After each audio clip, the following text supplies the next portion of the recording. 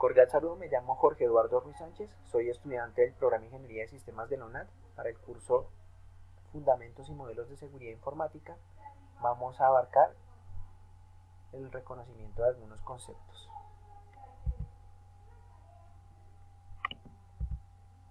Tenemos entonces en primer lugar la diferencia entre seguridad informática y seguridad de la información. Tenemos que la seguridad informática se encarga de proteger más la información a nivel digital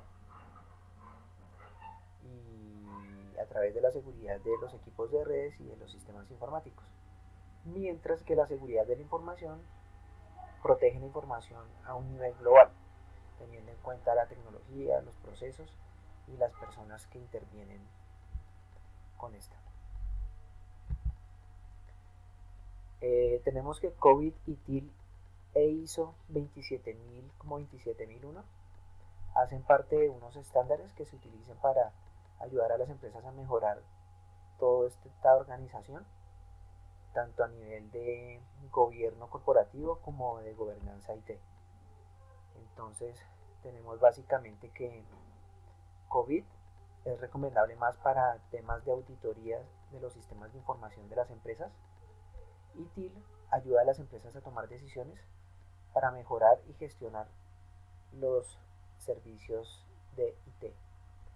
Y tenemos que ISO 27000 y ISO 27001 hacen parte de una misma serie, de una misma familia, que se utilizan más para la implementación de los sistemas de gestión de seguridad de la información. Tenemos aquí un ejemplo pues, de las fases que comprenden y de algunos principios en los que se basan. Vamos a abarcar entonces ahorita algunos ejemplos de ataques informáticos donde se utiliza ingeniería social. Tenemos entonces un ejemplo de phishing, donde podemos ver un usuario que puede recibir un correo electrónico que parece una fuente confiable, donde pues muchas veces solicitan que se descargue una información o se acceda a algunos enlaces para ir a otro tipo de formulario. Pues la persona al darle clic en ese enlace pues termina suministrando información personal o financiera. Otro tipo de ataque es el batting, donde se hace pues ya de manera física, no necesariamente a través de las redes. Puede darse el caso de una persona que se encuentra en algún lugar un dispositivo USB, lo etiquetan con información pues que le despierta curiosidad a esta persona, y pues una vez esa persona se dirige a conectar el dispositivo USB en algún equipo de cómputo, pues termina infectando el computador y facilitando pues el acceso a este a través de malware por parte del atacante. Tenemos el scareware, que se puede presentar y que de pronto es entre lo más frecuente que vemos, que cuando la persona está navegando en internet le salen algunas ventanas emergentes diciéndole que de pronto se le instaló algún virus y que si quiere eliminarlo pues simplemente tiene que darle clic y dirigirse a otro sitio donde lo más probable es que va a encontrar malware que va a infectar su equipo de cómputo. Tenemos también el ejemplo de Honeytrap, donde pues se utiliza la sextorsión o algún tipo de chantaje. Los atacantes normalmente dicen que accedieron a través de las cámaras web o de otro medio a información comprometedora de esa persona, y pues terminan solicitándoles dinero o chantajeándolos de alguna manera. Y otro tipo de ataque es fake news o scams, que es información que a veces encontramos falsa a través de las redes con anuncios o algo que despierte nuestro interés. Suele ser muy viral y pues la persona al acceder a este tipo de sitios termina accediendo a ese contenido malicioso y pues dando acceso a estos atacantes a su información confidencial. Tenemos ahora entonces que seguridad digital comprende todos los tipos de formas y herramientas que se utilizan para la protección de datos en línea. Son utilizadas para evitar que la información sea robada, dañada o comprometida. Entonces aquí tenemos algunos diagramas donde podemos ver algunos ejemplos de estas herramientas que se utilizan. Normalmente se utilizan los firewall, que se encargan pues de inspeccionar el tráfico de la red. para identificar y bloquear accesos no autorizados. Tenemos también los software de antivirus, pues que los tenemos en cualquier equipo de cómputo, que se encargan pues de escanear constantemente la información para evitar que se instale también algún tipo de malware o que se infecte nuestro equipo. Vemos que también se utiliza el cifrado de discos, donde básicamente se cifra la información de los discos duros a través de sofisticadas funciones matemáticas que permiten que pues, la información solamente pueda ser visualizada a su destino real, en su destino real.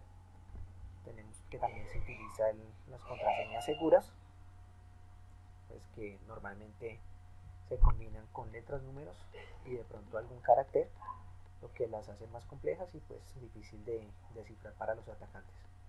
Y tenemos que también se utilizan servicios MDR, que básicamente es un software muy avanzado que utiliza inteligencia artificial para detectar automáticamente amenazas y pues obtener resultados más rápidos ante estas.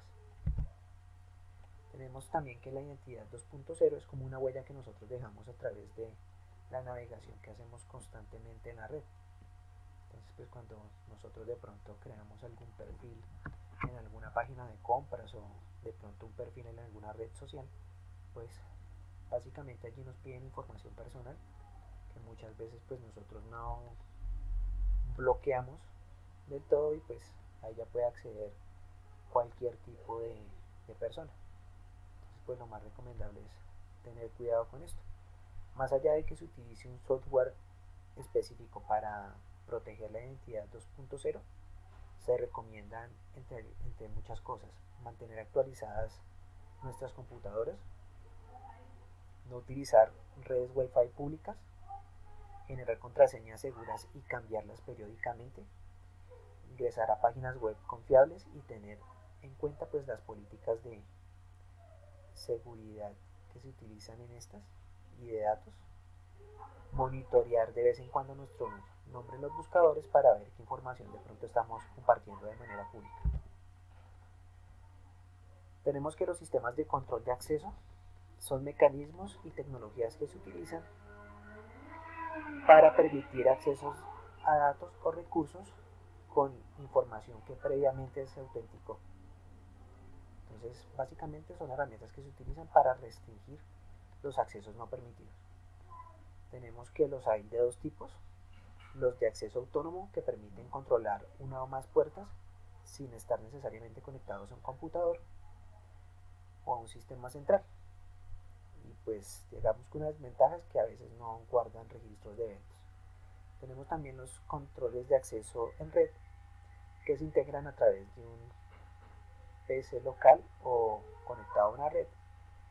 Se utiliza un software de control de acceso y pues la ventaja de este es que allí se permite llevar como un histórico de todas las operaciones y los accesos que se realizan con información como fecha, horario, tipo de autorización, etc. Tenemos aquí algunas, indagamos un poco en la red para ver qué precio pueden tener este tipo de elementos. Entonces tenemos que a nivel de hardware, por ejemplo, encontramos un botón de salida normal que se activa pues al posar nuestra mano sobre él. Digamos que es de pronto de los elementos de hardware más económicos que encontramos. Tenemos otros tipos de botones de acceso que ya tienen de pronto un costo mayor. Tableros digitales, pues en los que tableros manuales en los que de pronto se digita alguna clave para poder acceder. Tenemos que entre los precios de los software de control de acceso oscilan entre los 2 millones y los 5 millones, incluso encontramos algunos de mayor valor. Y tenemos también que muchas veces se utilizan aplicaciones para acceder a las puertas o tener algún tipo de acceso en las entidades. Pues más o menos esos son los costos dentro de los cuales Oscilan estos elementos, sin embargo hay que tener claridad que estos sistemas de control de acceso se componen de estos o de muchos más elementos entre sí. Tenemos los pilares de la seguridad informática. Entonces básicamente un ejemplo de confidencialidad, podemos tener que en un equipo de cómputo puedo tener una información y como necesito garantizar la confidencialidad de ella, es necesario pues tener precauciones como mantenerlo bloqueado cuando me ausente y pues tener una contraseña segura para que personas que no tengan autorización no vayan a acceder a la información que tengo en el equipo. Entonces de esa manera garantizo la confidencialidad de esta. La integridad de la información, ¿cómo la puedo garantizar? Pues por ejemplo, si tenemos información compartida en la red con algunos compañeros de oficina que necesiten consultarla, pero que para mantener la integridad necesitamos que no sea modificada, pues lo más oportuno es que nosotros configuremos permisos y restricciones para que estas personas no la puedan alterar.